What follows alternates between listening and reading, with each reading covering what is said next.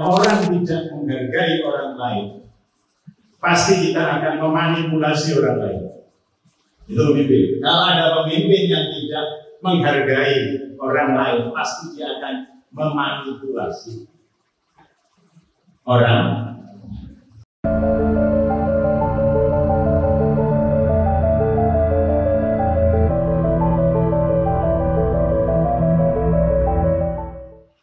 Assalamualaikum warahmatullahi wabarakatuh.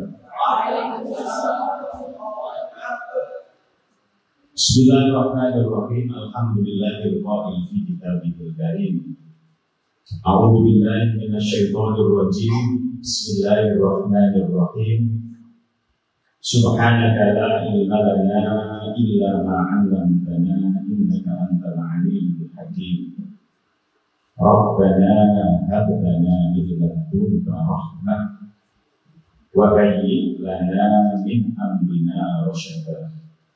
Allahumma shalli wa sallim wa barik ala sayyidina wa habibina wa syafi'ina wa uswatina wa qurrati a'yunina Muhammadin sallallahu alaihi wasallam wa ala alihi wa ashabihi ila yaumil qiyamah.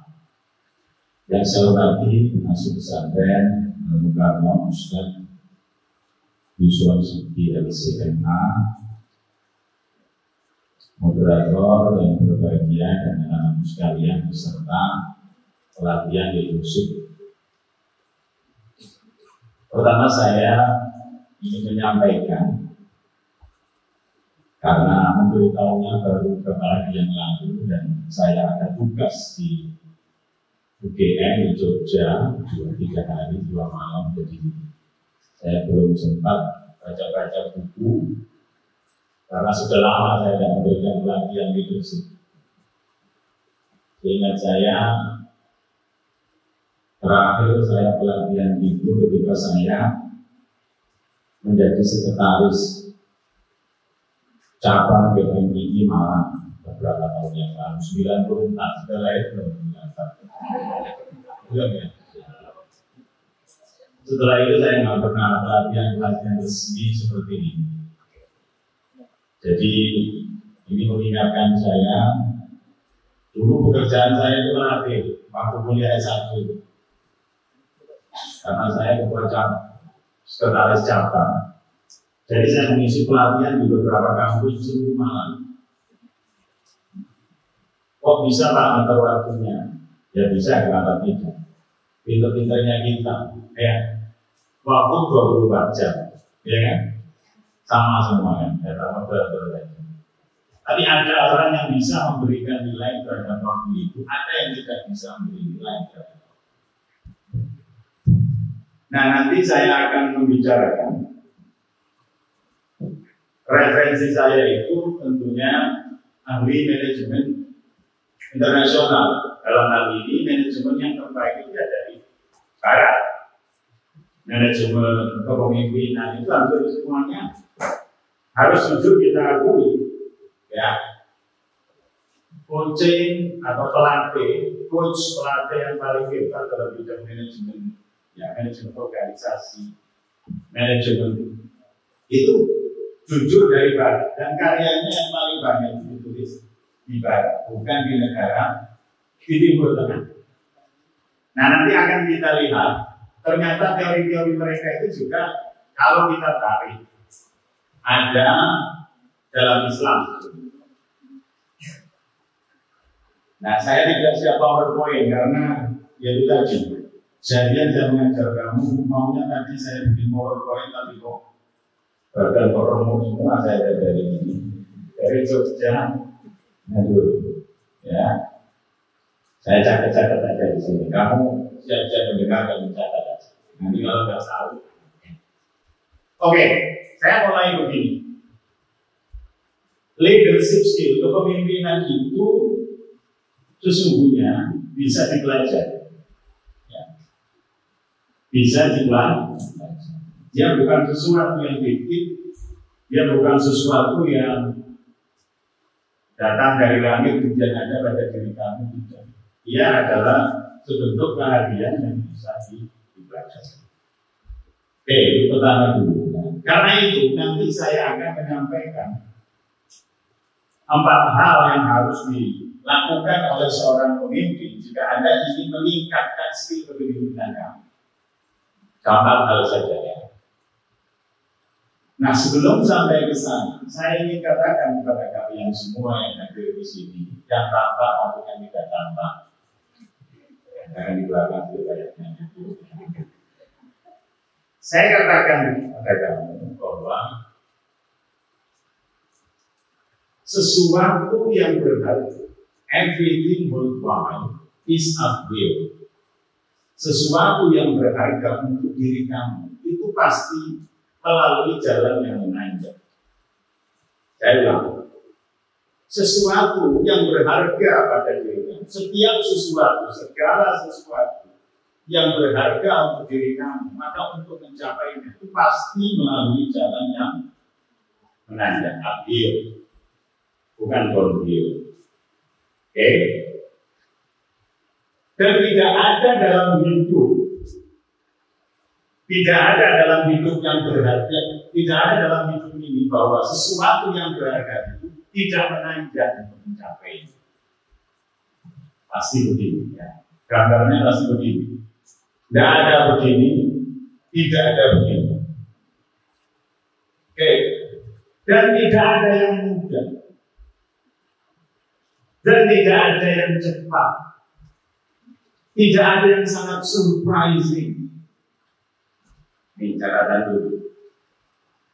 Maka karena setiap segala sesuatu yang berharga itu uphill melalui jalan yang menanjak, maka kita butuh strategi untuk kita bisa sampai ke sesuatu yang menanjak yang berharga buat diri kita ini.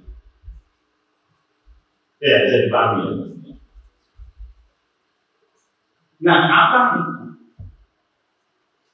Yang perlu kita lakukan adalah kita harus hidup dengan memiliki tujuan. We need to live intentional life. Kita perlu hidup ya dengan memiliki tujuan.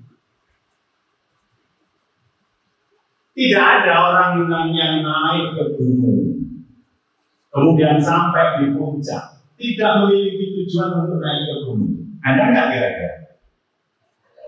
Ada. Sampai di atas tiba-tiba terus kamu tanya, terus sampai di puncak jangan di gunung. Ya, di uphill tadi kemudian orang itu kamu tanya, loh Pak, kok bisa sampai sini? Terus dia jawab, oh iya. Saya tiba-tiba bangun kemudian sampai sini, nggak mungkin itu kan? Mungkin nggak begitu? Atau tiba-tiba, oh, ayo doain ya, kenapa saya bisa sampai sini? Saya nggak ngerti juga. Ada nggak orang yang bersusah payah sampai ke atas nggak ada tujuan? Ngapain jauh-jauh naik gunung Semeru sana ya kan? Kalau dia pasti dia ada. Karena itu tidak ada sebuah capaian kesuksesan itu yang dia accidentally, tidak disengaja, nggak ada. Oh saya nggak tahu Pak, tiba-tiba sukses, enggak. Oh tiba-tiba saya ranking 1 Pak, saya bisa sampai di sini, saya bisa sampai PS3, nggak ada. Semua pasti apa tadi?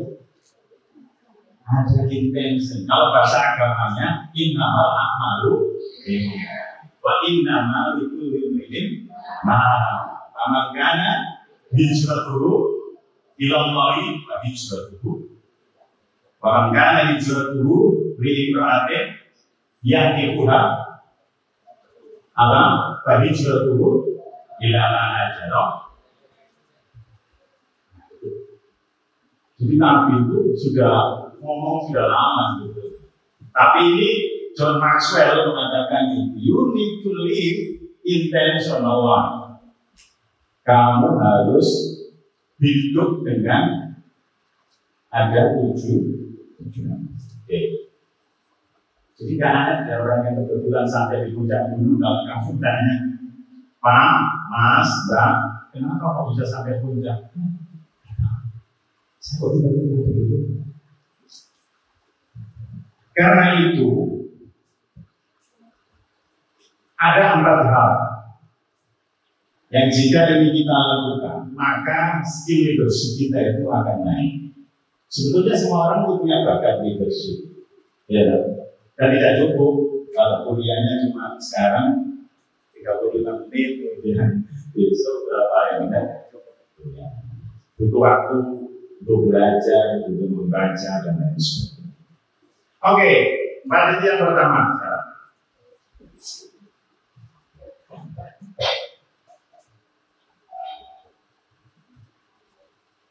Kita butuh atau kita perlu memiliki niat, ya, untuk meningkatkan atau mengembangkan personal growth. Apa personal pertumbuhan yang ada dalam diri kita. Karena kita memiliki tujuan untuk meningkatkan personal growth, untuk meningkatkan personal development, maka kita butuh sebuah lingkungan yang tumbuh, growth environment. Apa itu growth environment? Lingkungan yang tumbuh itu adalah sebuah tempat di mana orang-orang yang ada di situ orang lebih bagus. Dia lebih baik, lebih sukses dari Anda. Ya, Anda harus hidup di sebuah tempat di mana di tempat itu ada orang-orang yang lebih baik dari dirimu, lebih bagus dari dirimu. Nah, sekarang kamu ada nggak di tempat itu? Ada. Di sini banyak orang yang lebih baik dari dirimu. Mungkin kamu baik di satu hal, tapi di sisi lain banyak orang yang lebih baik dari diri kamu. Siapa? Ya Ustaz kamu. Ada Ustaz Kiai Batoni, Kiai Muhaimin, ada Kiai Zaini, Kiai Mas Hadis, Kiai Oleh Nafis, Kiai Marwazi. Ada orang-orang yang lebih baik. Dan kamu harus punya tujuan untuk tinggal di tempat yang saya sebut sebagai growth environment, lingkungan yang tumbuh. Kenapa? Jawab pertanyaan. Karena kalau kita ingin lebih baik, karena kalau kita tinggal bersama orang-orang yang lebih baik, maka kamu akan tumbuh menjadi lebih baik dari orang-orang. Gak bisa kamu tumbuh dengan orang biasa-biasa saja. Kalau kamu ingin meningkatkan menjadi lebih, kamu harus tinggal bersama orang yang lebih bagus atau menciptakan lingkungan yang lebih bagus. Ya, kalau tinggal sama orang yang malas, orang yang nggak punya pengetahuan apa-apa, mana bisa kamu lebih baik? Mana bisa leadership kamu muncul? Nih, ya. Jadi kita perlu punya niat hidup di sebuah lingkungan yang tadi growth environment, lingkungan yang tumbuh. Karena apa? Karena orang ini akan mempengaruhi kamu dengan pengaruh-pengaruh yang baik. Sebaliknya, kalau kita tumbuh bersama orang-orang yang lebih jelek dari kita, maka orang-orang ini, kalau bahasa anak muda sekarang toksik lah ya. Apa? Toksik ya. Kalau tahu toksik itu maksudnya beracun kan ya. Kok tiba-tiba jadi viral toksik. Oh maksudnya. Kamu perlu hidup di lingkungan ini supaya kamu tertantang. Nah ini kalau pemimpin itu harus punya tantangan. Pemimpin nggak punya tantangan ya. Saya tahu dari pemimpin itu sulit. Saya bayangkan ya. Saya dulu jelek-jelek begini presiden kan ya. Presiden yang lain masih nyalon-nyalon Pak Ganjar. Saya sudah presiden. Jauh sebelum mereka. Saya membawai mahasiswa berapa ribu? 6.000. Waktu itu 6.000 aja. Saya bukan apa-apa ya. Saya sekarang secara kebetulan aja ya. Maksud saya karena yang lain nggak dipilih, saya dipilih gitu aja. Yang lain nggak jadi, saya yang jadi. Kuda hitam lah istilahnya. Kuda hitam. Orang nggak mau milih calon A, orang nggak mau calon B. Ada kuda hitam datang, oh Pak Anies kayak alternatif. Saat ini menjadi presiden. Ya saya belajar dari pemimpin rapat, belajar gimana cara memimpin rapat, buka rapat, mengatur progresi, mendapat teman, mendorong teman untuk bekerja, menganggarkan uang, anggaran untuk kegiatan dan lain sebagainya. Saya alami itu. Padahal saya nggak pernah waktu itu jadi ketua OSIS saja pernah. Selalu teman saya yang jadi ketua OSIS. Ya. Begitu HMJ, ketua masalah jurusan prodi, saya juga nggak jadi, nggak kepilih. Loh, kok dilalah, kok kepilih. Nah itu sedikit pengalaman. Jadi yang pertama tadi apa? You need to be intentional in personal growth or development. Ya. Ya, jadi orang yang hidup di lingkungan yang tumbuh tadi, ya, nggak bisa kemudian kamu bangun tidur, kemudian kamu nggak merasa senang. Mereka yang ingin meningkat leadershipnya, setiap bangun tidur itu, you have to be excited. Kamu harus merasa senang hidup ini, senang. Saya akan melakukan sesuatu. Kalau nggak senang, bangun tidur, ngapain bangun tidur aja? Nggak ada yang mau dilakukan, nggak ada passion, nggak ada apapun yang ingin dilakukan setelah bangun. Tidur aja kalau saya ya. Maka setiap bangun harus punya passion. Hari ini saya bangun pagi, saya menatap pagi dengan senang, dengan cerah, dengan pengajian jalan lain. Saya harus bisa pengajian jalan. Saya harus menguasai tingkat jalan. Senang, excited. Selama tidak ada excited, lebih baik apa? You can go back to get through. Delete your blanket. Tarik selimutnya kembali. Morok lagi. Nih, itu sih. Setiap bangun pagi harus excited. Harus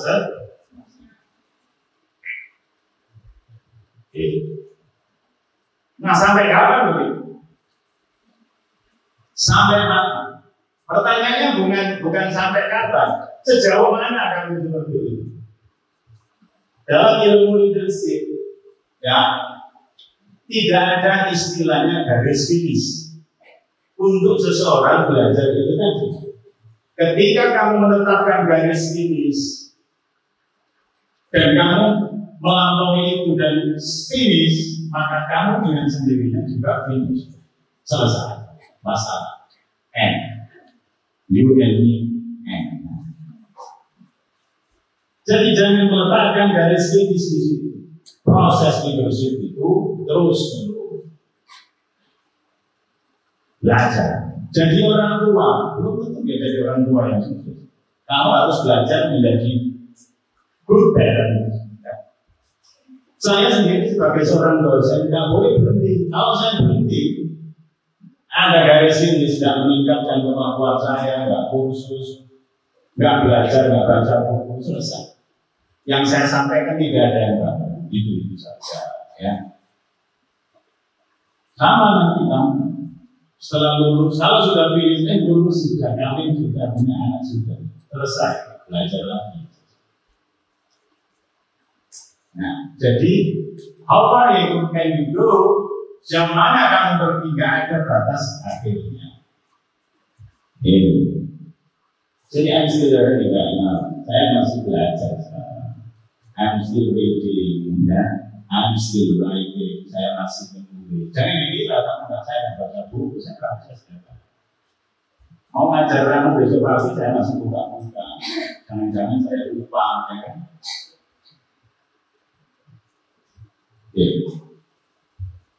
Jadi growth environment. Makanya menurut salah pakar leadership itu ada 5 circle kesuksesan. Yang pertama tes, circle atau circle ya, tes. Circle itu kayak lingkaran.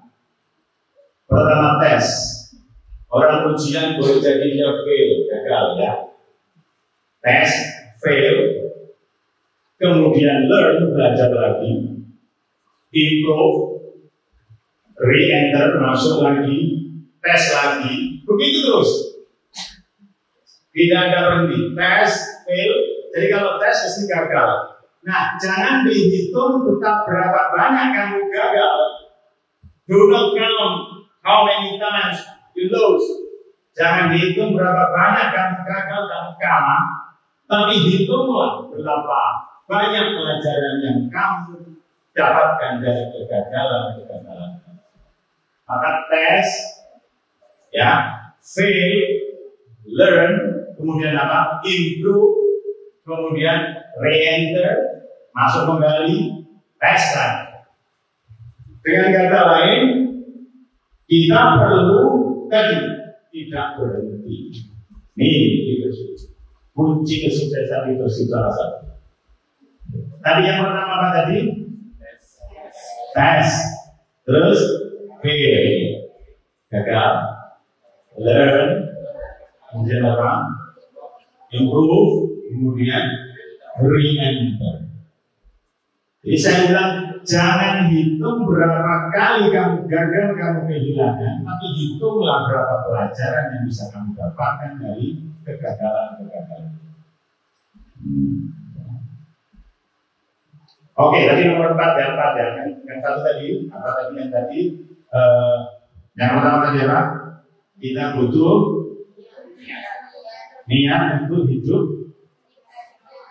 dalam lingkaran meningkatkan personal atau pertumbuhan personal, pertumbuhan pribadi.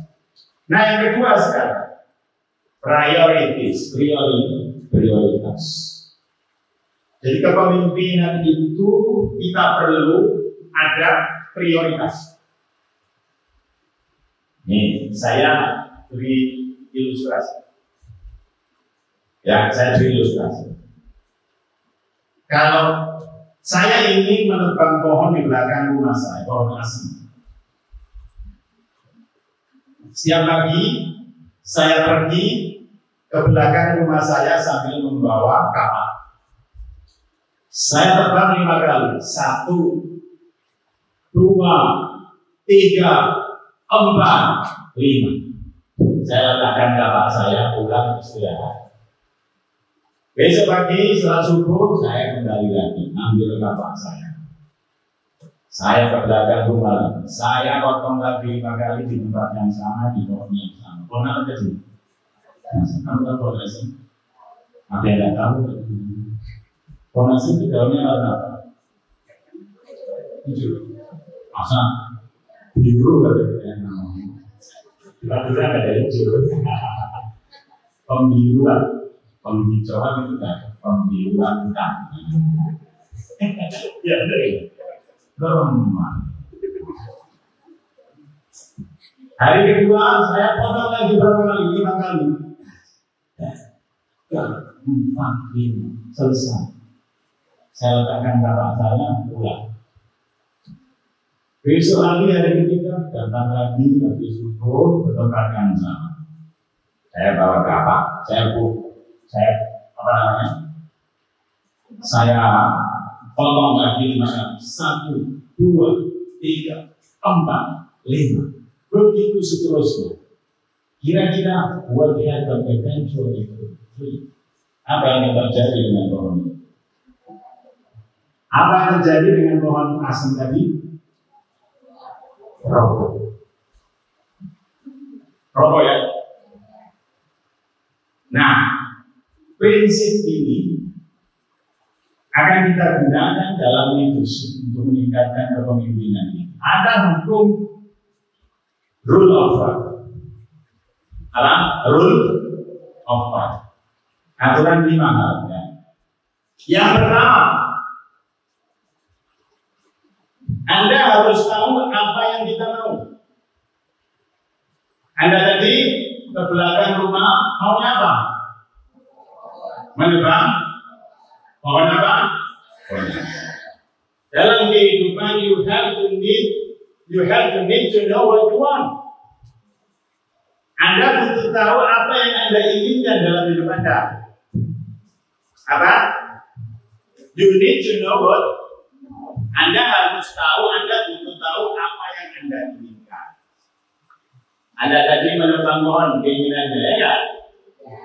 Yang kedua, you need to know what the right tools. Anda harus tahu alat yang benar untuk apa? Memotong pohon. Apa tadi alatnya yang benar? Kama, X. Bahasa Inggrisnya X. Gak bisa kamu ke sana memotong pohon kemudian pakai pensil. This is not the right tool. Tidak bisa. Sampai 1 juta kali ya nggak bisa. Apa yang kedua? Harus menggunakan alat yang tepat. Apa alat yang tepat? Apa? Yang ketiga, kamu perlu fokus. You need to stay fokus. Gak bisa kamu menebang pohon. Hari pertama menebang pohon 1, 2, 3, 4, 5 pohon asam. Besoknya lagi pohon kurma 1, 2, 3, 4, 5. Besoknya lagi pohon Ersen 1, 2, 3, 4, 5. Gak fokus, gak ada semua. Ya, walaupun ini tidak sebegitu kuat pohon-pohon selain asam, tapi karena nggak fokus cuma 5 kali, besoknya ke sini lagi, besok ke sini lagi, ya, jadinya nggak tumbang. Maka you need to stay fokus, harus fokus. Apa? Pohon asam. Jangan pohon yang lain. Ketika benar benar. Kering, tolong minum dulu ya. Dosen juga manusia. Oke, yang ketiga tadi apa? Pohon yang sama setiap hari. Dengan kapan yang benar. Yang kedua, you need to be consistent. Konsisten itu bahasa agamanya apa? Istiqomah. Setiap hari, ngumpulnya setiap every day.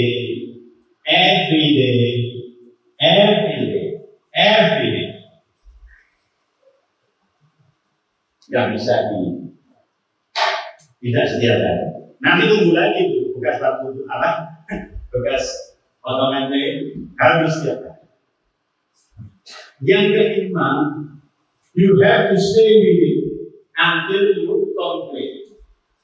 Until you complete the task. Kamu harus tetap begitu sampai tugas memotong dan pohon itu roboh. Anda tidak kemana-mana, you have to stay with it. Ini the 5 rules, 5 aturan supaya kamu bisa sukses dalam berpemimpin. Makanya ada seorang penulis terkenal, bukunya 86 buku judul buku. Mungkin yang kamu baca lebih banyak yang dia tulis. Ya. Bukunya saja 86 buku. Jadi yang kamu baca belum ada dalam saya tidak ada dalam 86 buku Atam. Ada ya? Potong buku saya kalau ada. Ada nggak yang sudah 86 judul buku yang Atam selama seumur hidup kamu? Loh, ini orang sudah tulis 86 judul buku dan bestseller semua. Internasional kelas. Suatu ketika ditanya, gimana caranya? Kok bisa seproduktif itu? Dia menerapkan 5 hal, 5 aturan, 5 rules. Ya, apa itu yang dia lakukan? Every day I read. Yang pertama, setiap hari saya membaca. Every day I think. Setelah baca berpikir.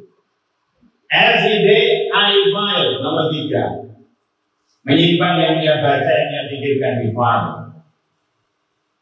Yang keempat, every day I ask question. Saya bertanya pada diri saya, ya. Kemudian every day I write 5 hal. Apa yang pertama? Every day I read, every day I think, every day I fight. Kemudian, every day I ask question, every day I write. Karena nggak bisa nulis sama membaca itu nggak bisa, mustahil dan mustahil. Penulis yang baik seperti yang saya katakan adalah pembaca yang baik. Nih, ya. Kata kuncinya konsistensi. Apa tadi? Dan punya prioritas. Saya tanya prioritas itu sih apa? Hello, sudah punya prioritas di sini? Temukan prioritasnya. Apa yang terbaik dalam diri Anda? Kemampuan apa yang terbaik dalam diri Anda? Kemudian terapkan 5 hukum tadi. Ya, we need to know what we want. Apa yang kita tahu. Ya, terus yang kedua apa tadi? We have to use the right tools, alat yang tepat. Yang ketiga, stay focus. Yang keempat, konsisten. Yang kelima, kita harus terus-menerus sampai tugas itu cari. Pasti itu akan sukses. Apa kelebihanmu sekarang? Kalau kelebihanmu ceramah agama, ya, kalau kamu ingin menjadi penceramah yang baik, apa yang kamu lakukan? Iya latihan ceramah. Kalau kamu ingin jadi penulis yang baik, tulis. Kalau kamu ingin jadi berenang yang baik, terjun berenang. Jangan baca buku renang di pinggir kolam. Kamu akan menjadi ahli renang, bukan menjadi perenang. Kayak gajah, bisa satu gerakan kanan, kaki kanan. Nah itu bisa semua gaya. Kayak kupu-kupu bisa, kayak bebek bisa. Yang nggak bisa kayak batu. Kalau kayak batu orang nggak bisa renang. Yang belum langsung mendelapkan saya keluar. Kayak kupu-kupu, badan ke belakang, gerakan tangan, kupu-kupu dia ya. Lupa. Kalau nggak pernah nyebur, maka kamu ahli atau pengamat renang. Minimal pengamat. Tapi bukan penulis. Kalau kamu ingin menjadi penulis, tulis. Jangan membaca teknik penulis, nggak tulis. Teknik, beli buku harganya 100.000 di Gramedia. Teknik penulis yang baik dan cepat, karya sopan. Belum dia tulis. Tapi nggak pernah menulis. Paragraf yang baik adalah yang terdiri dari satu ide pokok. Kalimat. Sekarang nomor berapa? 3. Nomor 2 apa? Yang ketiga adalah partnership. Perlu kerjasama. Seorang pemimpin, calon pemimpin harus kerjasama, tidak bisa sendirian. Gak ada leader kemudian dia sendiri, itu bukan leader.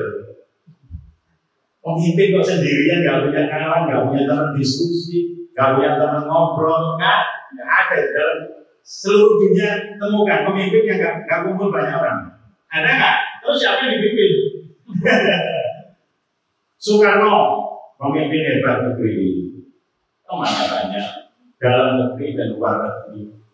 Teman diskusinya dari lintas agama, dari kalangan kiai, cendekiawan, dari kalangan tokoh-tokoh agama. You can answer it. Ya, you can name it. Siapa pemimpin dunia, pemimpin besar yang tidak punya teman? Pasti ada. Yang nggak punya partner, nggak ada. Maka seorang pemimpin harus bisa dan mampu melakukan kerjasama, partnership. Karena itu, sebagai pemimpin, kita perlu untuk mengembangkan hubungan yang bisa menambahkan nilai pada diri kita dan nilai pada orang lain. Kita harus menambahkan nilai kepada orang yang kita ajak kerjasama dan menambah nilai pada diri kita. Itu namanya kerjasama, bukan kerja paksa. Kalau kerja paksa menguntungkan satu pihak, tidak pihak yang lain. Kayak Jepang itu kerja paksa. Tuh kerja bikin uang 3 kilo ngobangi gunung di bawah kota Bukit Tinggi, bikin lubang segede untuk dia bersembunyi dari serangan sekutu, masuk situ selamat. Yang nanti orang Indo pernah ada Bukit buat Jepang beri itu ke bawah kamar-kamar lorong-lorong partner. Nah, partnership kerjasama yang baik itu seperti apa? Kerjasama yang baik itu seperti apa? Sesuai kata-katanya, partner. Yang dulu pertama apa? P. Karena bahasa Indonesia tidak ada, saya singkatannya pakai bahasa Inggris. Put your agenda above your partner. Ya. Letakkan agenda Anda atau letakkan agenda partner Anda di atas agenda Anda sendiri. Anda harus mengutamakan orang yang Anda ajak berpartner. Apa agenda tujuannya? Letakkan itu di atas Anda, di atas agenda Anda sendiri. Yang pertama. Yang kedua apa menurut Bapak?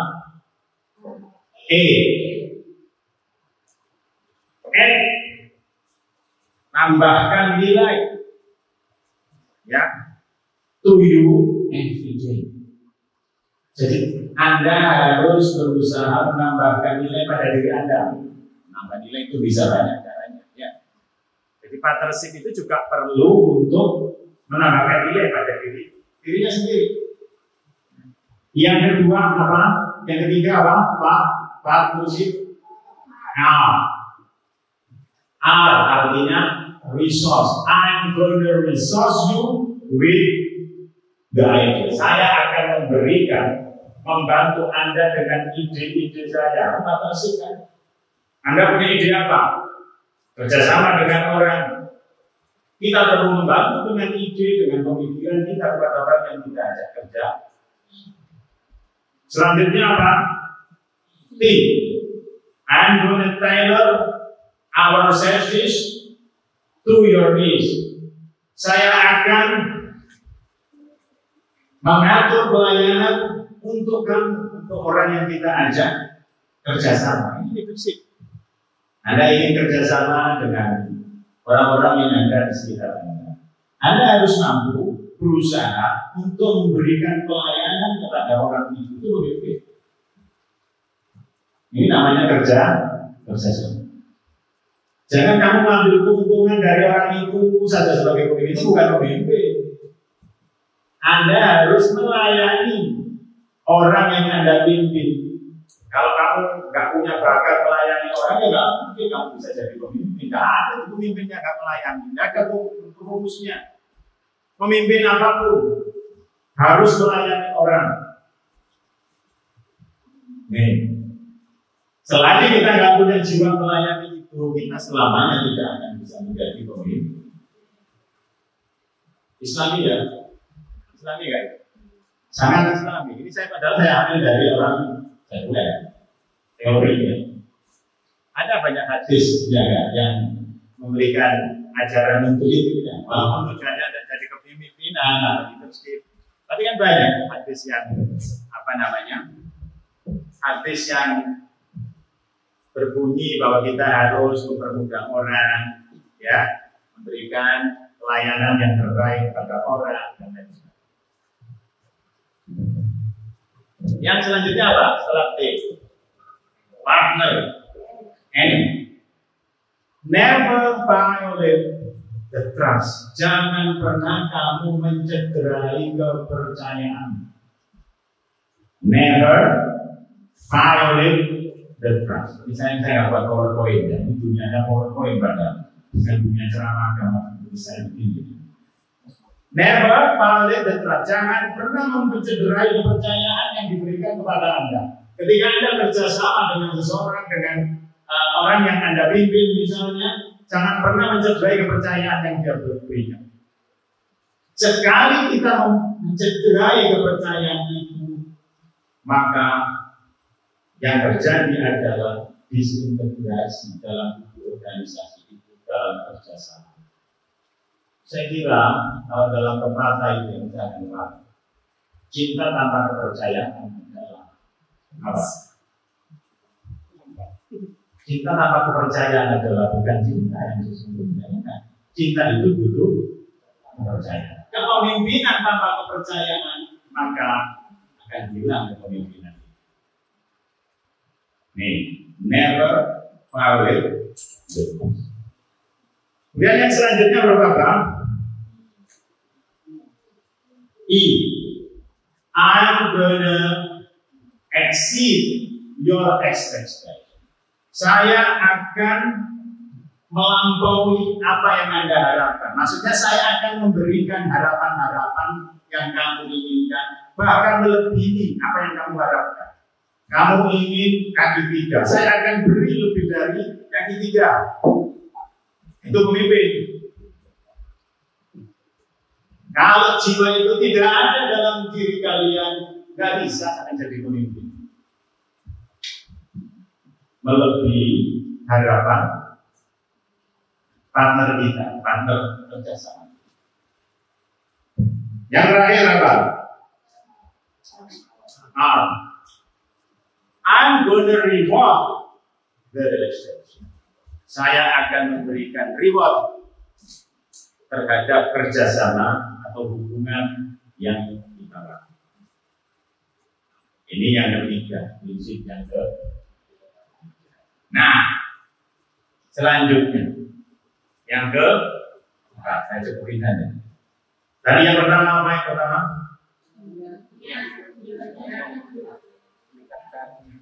Niat untuk. Oke, yang kedua. Yang ketiga. Nah, yang keempat, kita harus memberikan nilai atau menghargai orang setiap hari. We have to add value to people every day. Setiap. Nah, ini yang disebut dengan kalau kamu seorang pemimpin melakukan ini, maka skill kepemimpinanmu itu meningkat. Ya, meningkat. Ini yang disebut dengan life of significance. Life of significance.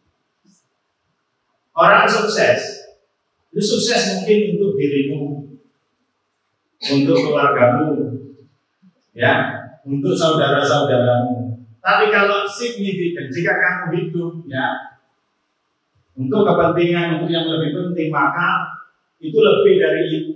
Lebih dari yang sekedar untuk dirimu, keluargamu, dan orang lain. Tapi itu masalah signifikan itu tentang orang lain, bukan tentang diri kita. Jadi seorang pemimpin harus punya. Dan sayangnya kita semua ini selfish, tahu selfish. Saya ngantuk ya sebetulnya ingin berdiri saya. Kita semua ini selfish. We are selfish person. Apa selfish? Apa? Mikirkan diri sendiri selfie. Contohnya gimana untuk ngetes selfie?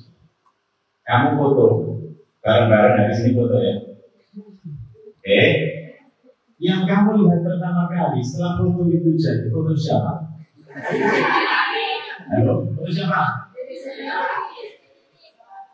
Misalkan saya foto sama Sofwan sama kamu semua. Saya lihat foto, pasti saya lihat foto saya sendiri. Kamu lihat dulu. Dan saat itu ini nggak ada hubungannya dengan saya. Pasti saya lihat foto saya bagus atau jelek ya. Kalau sudah kurang fotonya, iya kan? Saya jelek ini. Jadi ukuran kebaikan dan kejelekan diukur dari diri kita. Iya toh? Padahal yang lain kinclong, glowing, hanya dirinya aja yang nggak glowing. Apa blur kan? Blur itu dari bahasa Inggris blur. Orang Jawa itu, orang Inggris itu orang Jawa sesungguhnya. Blur ya, BLUR, blur, kabur, gak jelas. Nah, bahasa Jawanya itu berek. Gak putih juga nggak hitam. Pokoknya nggak jelas aja. Warnanya nggak jelas. Oke, bukti kita selfish. Kalau foto yang dilihat foto siapa? Kalau jadi ada nggak yang nggak gitu? Coba saya nanya siapa itu? Bukan ya. Saya lupa itu nama karena nggak ngajar lama yang angkatan 12 atau 11. Siapa itu? Kopi. Mister Kopi. Kira-kira kalau kamu foto, kamu lihat yang pertama siapa? Foto bareng-bareng. Pasti foto sendiri. Kalau jelek, pulang foto lagi. Saya jelek. Jadi orang lain diukur diri. Ini bukti bahwa kita itu maka seorang pemimpin kita harus mampu memberikan nilai pada orang lain. Selfish, orang yang selfish itu tidak bisa ketemu dengan orang yang hidupnya mementingkan orang lain. Itu dua hal yang berbeda. Anda ingin menjadi genangan air saja, atau Anda ingin menjadi sungai yang mengalirkan air itu ke tempat lain? Tidak bisa dicampur itu. Kalau prinsip hidupmu, saya menjadi selfish dibanding dengan kamu, saya menjadi orang yang gampang memberikan sesuatu. Gak bisa campur itu. Pemimpin itu gak bisa selfish. Pemimpin itu harus ini. It's about others, not about yourself. Ya, it's not about yourself, about others. It's about others. That's the leader. Ini pemimpin. Gak mikirin diri sendiri. Kalau ada pemimpin seperti itu bukan pemimpin. Pemeras. Penjahat. Penjahat kan kalau orang lain.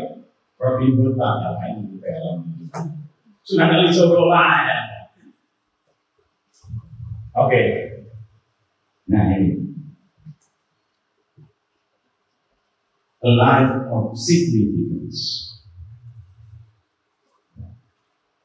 Jadi nggak bisa seorang pemimpin itu selfish.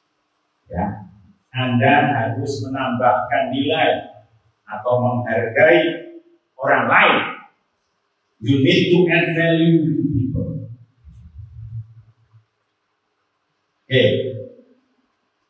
Nah, sebetulnya banyak cara. Salah satu karakter seorang pemimpin itu, ya, dia yang pertama, saya memberikan nilai kepada orang lain. Karena kalau orang tidak menghargai orang lain, pasti kita akan memanipulasi orang lain. Itu pemimpin. Kalau ada pemimpin yang tidak menghargai orang lain, pasti dia akan memanipulasi orang. Kemudian yang kedua, saya berpikir tentang cara untuk menghargai orang lain, memberi nilai kepada orang lain. Sebenarnya ini coba rumus-rumus kepemimpinan, peningkatan leadership skill yang ditawarkan oleh orang Barat tadi. Coba Islam itu, betul. Jadi Anda harus berpikir gimana caranya saya bisa memberikan nilai lebih kepada orang lain, orang yang saya pimpin. Yang ketiga, saya mencari cara untuk menghargai orang lain. Tadi saya nomor 2, saya berpikir, kemudian saya mencari cara. Yang keempat, saya melakukan sesuatu untuk menghargai atau memberikan nilai kepada orang lain setiap hari. Yang kelima, I encourage, saya mendorong orang lain ya, untuk menghargai orang. Allah Ta'ala